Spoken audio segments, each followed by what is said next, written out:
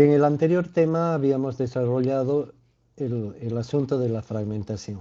Creo que es algo muy importante como para sugerirnos, cuando tenemos que enfrentar un problema de costos, analizar primero cuál es nuestra capacidad para hacerlo y cuál es la mejor vía para hacerlo. Entonces la fragmentación nos permite convertir un problema grande en muchos problemas, evidentemente aumenta la cantidad, pero en muchos problemas accesibles, de una dimensión que nosotros elegimos, porque la fragmentación no tiene un marco definido, sino que somos nosotros los que elegimos su límite. Cuando llegamos al último nivel de fragmentación, que en el caso de obras y proyectos es prácticamente lo que sabemos hacer, cuando en una obra, por ejemplo, hablamos de excavación, de cimientos, etcétera, que son las actividades del proceso de una construcción, o cuando en un proyecto hacemos una lista de lo que tenemos que hacer. Por ejemplo, un estudio de suelos, un análisis estructural, un dibujo de planos, una memoria de cálculo, etcétera, ¿verdad? Entonces, creo que el proceso de fragmentación se adapta muy bien al trabajo que hacemos en ingeniería civil en cuanto a la elaboración del costo. Una vez que terminamos el tema de fragmentación, en el anterior capítulo o en la anterior clase, se hizo una introducción que quizá debía haberlo hecho recién ahora, respecto a la manera de proceder para ya manejar especialmente el último nivel de fragmentación. Cuando ya tenemos el último nivel de fragmentación, y en el caso de una construcción, por ejemplo, tenemos una lista de componentes, siendo así que los componentes los podemos desarrollar, yo había hecho una enumeración de los pasos a seguir.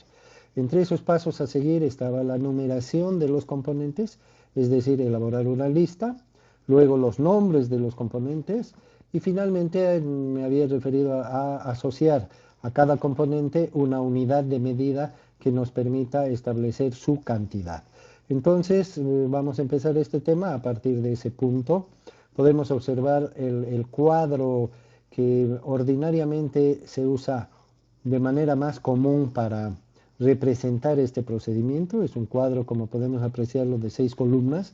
Y en las 3 primeras columnas, que están marcadas en un marco rojo, acá en el texto, podemos ver que está justamente lo que decimos la lista. La única novedad en esta lista es que cada componente está asociado a una unidad de medida. Entonces, el cuadro de 6 columnas ya estaría copado o ocupado, si queremos decirlo así, por las 3 primeras columnas que representan la lista de componentes y las unidades. Fíjense que esta lista no es otra cosa que el plan para seguir, el plan a seguir para determinar el costo total, puesto que lo primero que tenemos que hacer es enumerar los pasos a seguir, los componentes que tenemos que desarrollar para que luego al final de este proceso la suma de los componentes sea igual al total. Sumatoria de C sub I igual a CT, ¿verdad? Lo que ya hemos nombrado en el caso anterior, en algún tema anterior. Por lo tanto, fíjense que esta lista es la clave inicial del proceso. Y esta lista la tiene que elaborar un conocedor sobre el objeto, porque lógicamente la lista de una construcción, de actividades de una construcción, no la va a poder hacer seguramente un odontólogo, ¿no es cierto? O un comerciante, sino tiene que ser alguien relacionado con las actividades de la profesión, de la construcción en este caso. Por lo tanto, prestemos atención a esto de la lista, que es muy importante.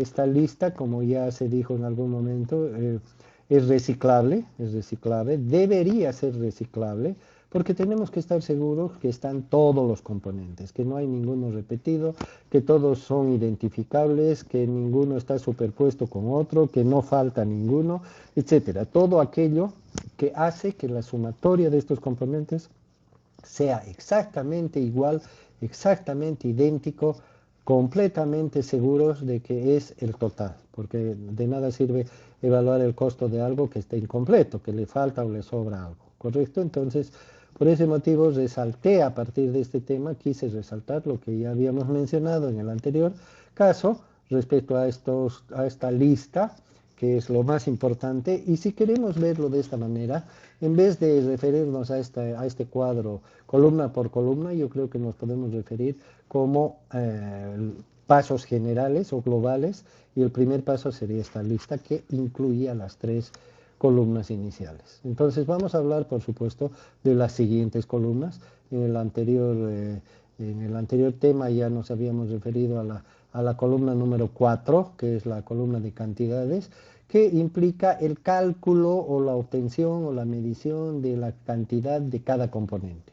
Como acá estamos expresando una unidad de medida para cada componente, por ejemplo, cuántas piezas de habitaciones de acceso vamos a tener en el objeto, como estoy viendo acá en el componente número 4, la unidad es pieza, entonces se supone que acá para poner la cantidad tenemos que contar cuántas piezas tienen las habitaciones de acceso.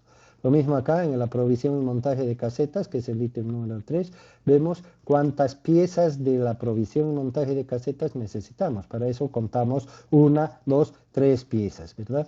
No siempre se puede contar, algunas veces hay que hacer operaciones, multiplicar, dividir, utilizar geometría para hallar fórmulas de superficies, fórmulas de volúmenes, algunas veces hay que hacer mediciones topográficas para establecer volúmenes de tierra, por ejemplo, y otras veces hay que combinar todos estos conocimientos e inclusive hay que ir a medir físicamente qué es lo que se quiere establecer como cantidad de algo. Entonces el trabajo siguiente será establecer estas cantidades.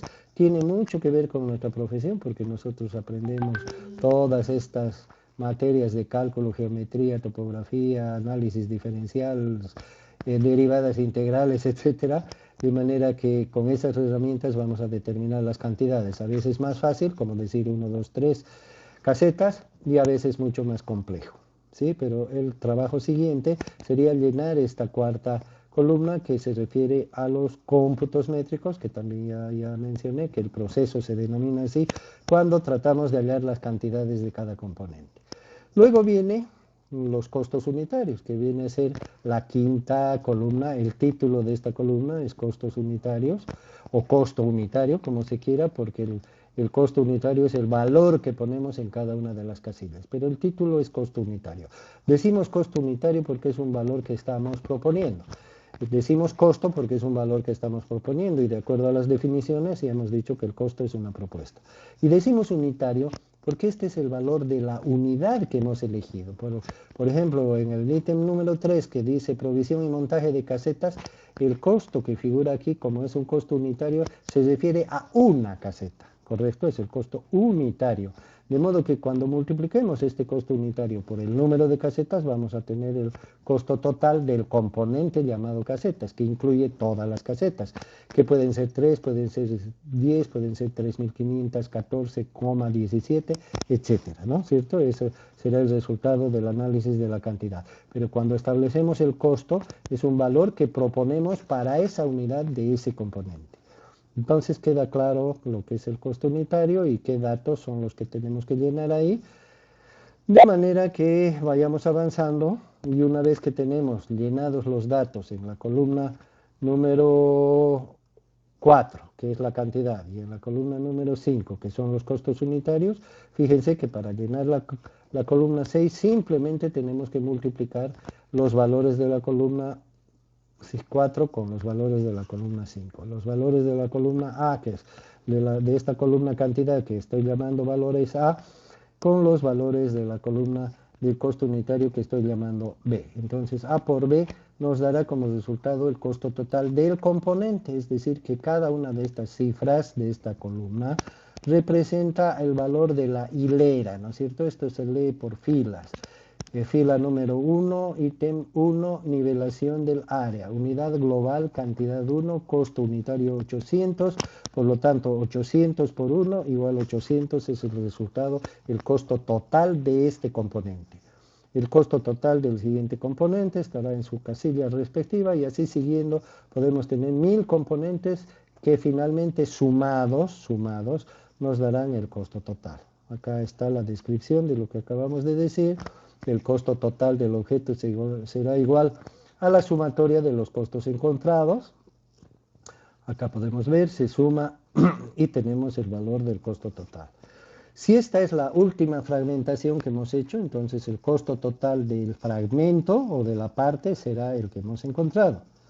Si es que hay otras partes, tendremos que sumar a los costos de esas otras partes para encontrar el costo de la subsiguiente. Estamos yendo de abajo hacia arriba, de abajo hacia arriba. Cuando fragmentamos fuimos de arriba hacia abajo, del todo a las partes. Ahora estamos yendo de las partes hacia el todo. Y eso es lo que pretende describir esta partecita del texto, ¿verdad? Donde hablamos justamente de eso, de que depende de en qué etapa de fragmentación estemos, pero siempre vamos a hallar el costo de la parte.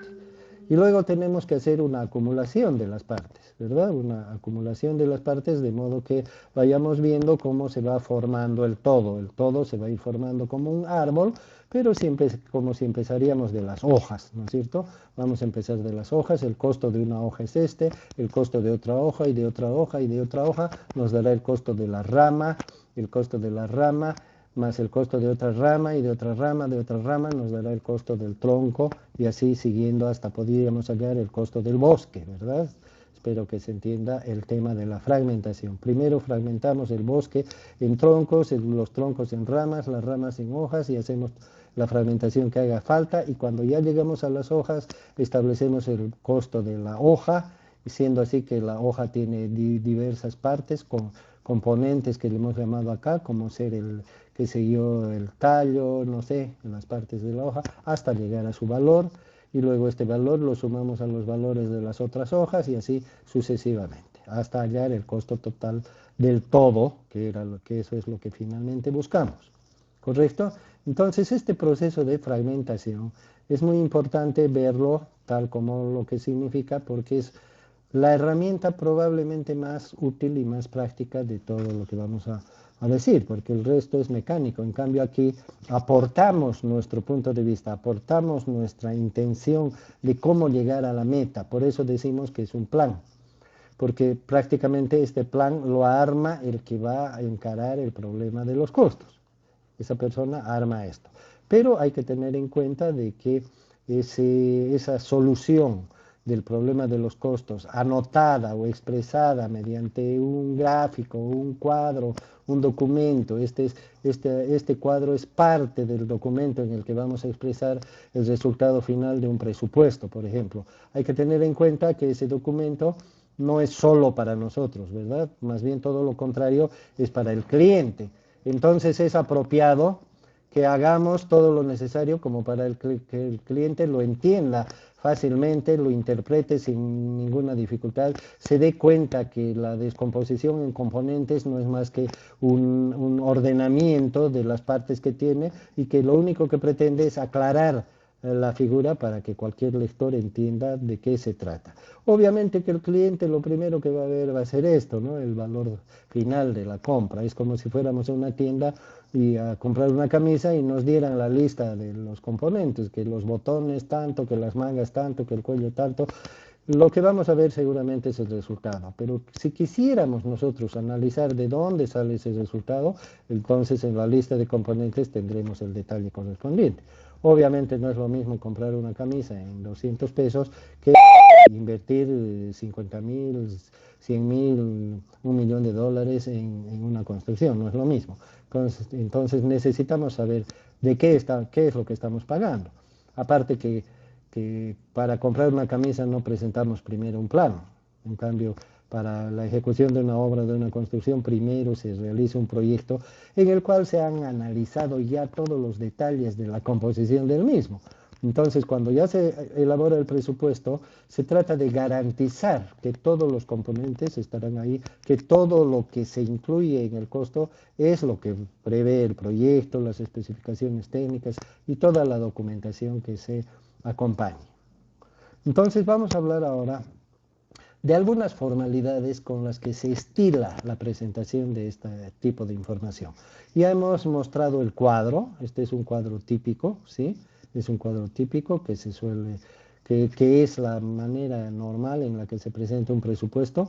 Se me ocurrió que debería haber acompañado tal vez otros formatos que son parecidos, como por ejemplo las notas de venta, las proformas, y que son otras maneras de las cotizaciones, que son otras maneras de presentar propuestas de algo y que tienen este mismo carácter, ¿no es cierto? Una factura tiene más o menos este carácter también, unidad, cantidad, precio unitario que se le suele llamar, después vamos a discutir eso, y valor total. Y la suma es lo que tenemos que pagar cuando nos dan nuestra factura o cuando nos presentan una nota de venta, eso es lo que sabemos que debemos pagar, o cuando pedimos una cotización nos hacen un documento parecido a este, ¿verdad? Entonces, aparte de los diferentes nombres que tiene, este cuadro es prácticamente típico para casi todas las formalidades, con mayores o menores variaciones, de presentar una propuesta económica. Además del cuadro, se suele siempre colocar la autoría, ¿no es cierto? Es decir, quién es el autor, quién es el proponente que está presentando ese cuadro.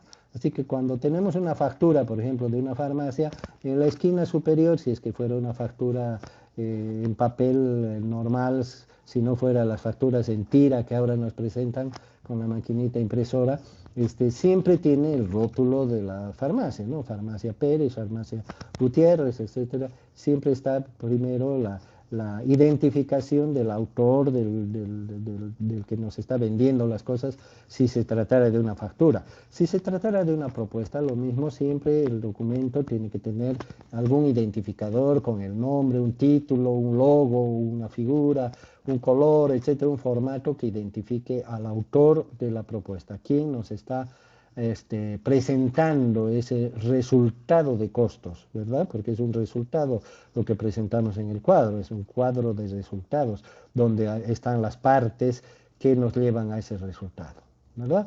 Después, obviamente, tenemos que identificar el objeto, que no es otra cosa que el título del proyecto en este caso. Si vamos a hacer el presupuesto de la casa del señor Gutiérrez, entonces pondremos de título vivienda, ¿no es cierto? Y más abajo podemos complementar poniéndole el nombre del propietario, sino vivienda del señor Francisco Gutiérrez, ¿correcto? Entonces la identificación del objeto, ¿verdad? Acá tenemos algunos ejemplos, ¿sí? Luego es usual poner la información complementaria que el usuario desee poner, ¿sí? Se puede poner, por ejemplo, el nombre del producto, si es que fuera una cotización de un chaperío de un vehículo, por ejemplo, el trabajo sería chapeo de un vehículo, el título, entonces podemos poner vehículo, marca Toyota, modelo, tal cosa, ¿no? Etcétera. Podemos poner otra información que juzguemos que fuera necesaria para el documento en cuestión. En las propuestas de ingeniería se suele poner el nombre de la construcción, el objeto, se suele poner el nombre del cliente. Por ejemplo, acá yo puse construcción de un módulo universitario como nombre del objeto. Universidad Gabriel René Moreno como propietario del objeto. Construcción de un módulo universitario para la Universidad René Moreno. En Santa Cruz de la Sierra se suele también poner el lugar. Si es que hay que ser un poco más específico, porque digamos que la universidad tiene muchos lugares, no solamente es una universidad, un lugar, un local en Santa Cruz, sino que tiene muchos, entonces podemos ser más específicos si hiciera falta. Esto es a juicio del proponente, pero en relación a las circunstancias, ¿ves? No siempre es necesario poner todo lo que está acá. Entonces colocamos el sitio, campus universitario u otro lugar donde sea la construcción del objeto. Luego se estila también el poner el cambio vigente del dólar. Este es un tema más comercial que informativo, porque se pone el cambio vigente del dólar como constancia de en qué momento se está presentando la propuesta, porque hay ocasiones en las que ese cambio varía, y como muchos de los insumos que vamos a utilizar en la construcción son importados, entonces están directamente relacionados con el dólar y pueden tener cambios.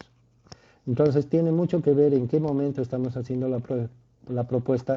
Supongamos que en este momento el dólar está a 7 bolivianos y que recién el cliente de aquí a 6 meses nos dice, bueno, hágamelo, pero el dólar está a 10. Entonces, muchas de las cosas que hemos evaluado en este momento y que eran importadas y que nos costaban $100, de aquí a 6 meses esos $100 van a ser en bolivianos, van a tener otro valor. Por lo tanto, tendremos que modificar nuestro presupuesto si es que lo hemos hecho en bolivianos. En cambio, si es que se ha hecho en dólares, mantendrá su vigencia, o tendremos que negociar con el propietario, etcétera. Entonces, como se generan algunas incertidumbres, es buena práctica poner el valor del cambio vigente del dólar a la fecha de presentación de la propuesta.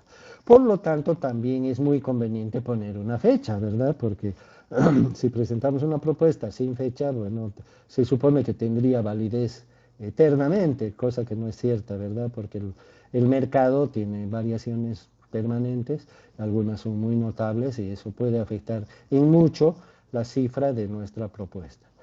Y otros datos, el ofertante puede poner otros datos, no hay ninguna limitación, ¿verdad? No hay ninguna restricción en ese sentido, pero pues, no es muy bueno llenar de cosas una propuesta, ¿no? Más bien es de buen gusto que sea sobria, etcétera.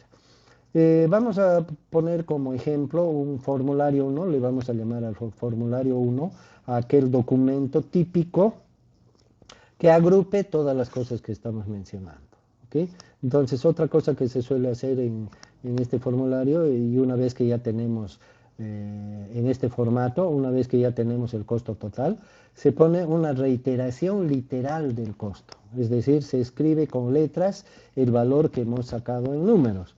Esta es una práctica común, igual que en los cheques, ¿verdad? Cuando se gira un cheque se pone el valor del cheque, que son $3.000, pero abajo se escribe con letras, son $3.000 americanos, y si no hay centavos se pone 00-100 dólares americanos, ¿sí? Siempre se menciona la cifra escrita en letras y también los centavos como fracción de 100 y la moneda, el nombre de la moneda. Esta es una práctica que sirve para ratificar la cifra que está escrita en números. Para cualquier duda, si algún número, si por ejemplo se escribió la cifra de manera manuscrita, a mano quiero decir, y en esa cifra el 3 se parece al 9 o alguna cosa, para evitar alguna duda, entonces se escribe la cifra ahí de abajo y se ratifica la cifra o se rectifica si es que hay algún error, porque inclusive me parece que hay una ley que en el caso de confusión se da prioridad a la parte escrita de la cifra, antes si es que hubiera alguna confusión o error.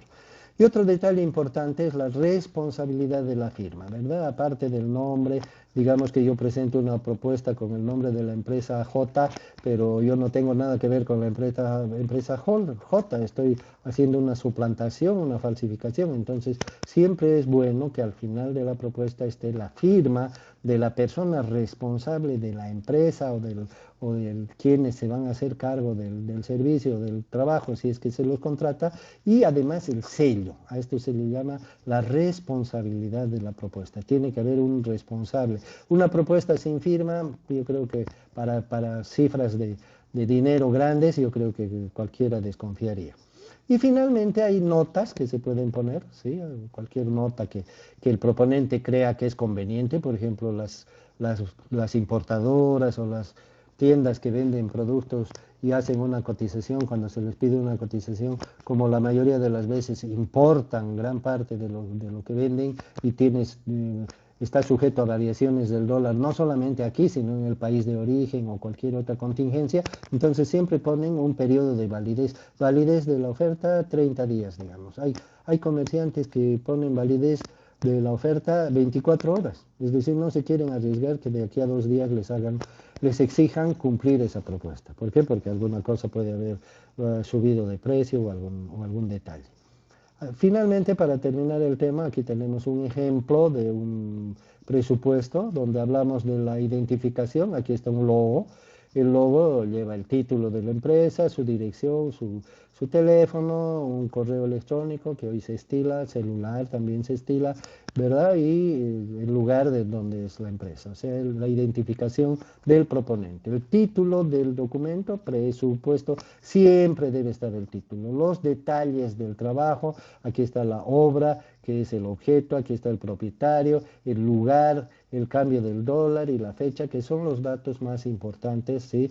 que más relevantes de la propuesta. Luego tenemos el cuadro, que ya le hemos hecho una descripción general, y tenemos también la escritura de la cifra final. Acá tenemos 24.100 en números y aquí está escrito 24.100 y como no hay centavos, no hay decimales, entonces 00100 bolivianos. Como la unidad es bolivianos, aquí está escrito bolivianos en letras. Luego está la firma del representante legal de la empresa o el gerente o el dueño o el que se hace cargo de la propuesta, ¿verdad? Su firma con su sello personal o su nombre y el sello de la empresa. Esto es lo mínimo que se suele presentar en una propuesta. Si se quiere poner alguna nota adicional o algo, se supone que se pondría entre esta cifra escrita y antes de poner los sellos y la firma y el sello siempre será lo último. Pero como comentario mío les digo que poner notas muchas veces es de mal gusto. Es preferible si uno puede ponerlas en otra parte mejor, pero no ponerlas en la oferta principal. Esta es la oferta principal, tiene que tener una cara bonita, porque es a través de esto es que se va a aceptar o se va a rechazar el contrato. Entonces es bueno mm, mm, ponerla tal como está, lo más limpia, lo más breve, lo más sobria posible y lo más elegante posible, ¿sí? Poner ahí una nota ahí abajo, oferta válida solo por 30 días, es como una amenaza para el cliente, ¿no? Decirle, si no me contrata en 30 días, esto ya no vale. O ponerle otra nota, como por ejemplo, en caso de que el dólar suba, tendrá que reconocerse el cambio correspondiente. Cosas así son una especie de amenazas para el cliente, advertencias para el cliente, que no siempre son bien recibidas, ¿verdad? No siempre son bien recibidas. Eso sería, jóvenes.